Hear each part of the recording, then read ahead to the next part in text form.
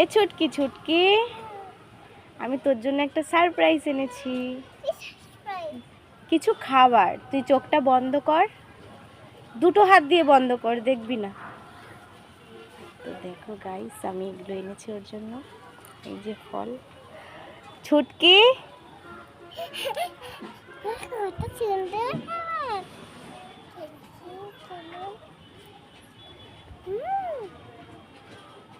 ভালো লাগছে খেতে? আমাকে দিবি তুই? দে খাই। খাও খাও, তুমি খাও।